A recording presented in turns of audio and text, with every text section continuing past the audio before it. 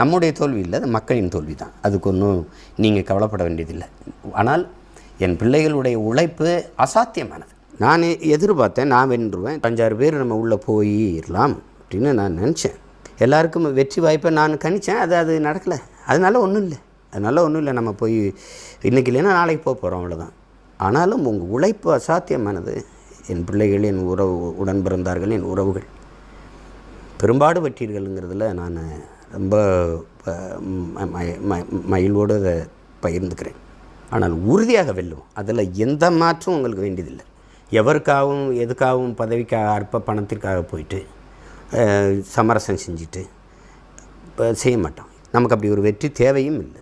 மக்களை நம்பி நிற்கிறோம், மக்கள் நம்பும்படி நிற்கிறோம். மக்கள் என்றைக்கு நம்புகிறாங்களோ அன்றைக்கி நமக்கு வெற்றி வரும். அது வரைக்கும் துணிஞ்சு நாம் போராடிட்டு இருப்போம். நம்ம உறுதியாக வெல்லுவோம். தொடர்ச்சியாக நம்ம போராடி வென்று முடிப்போம்.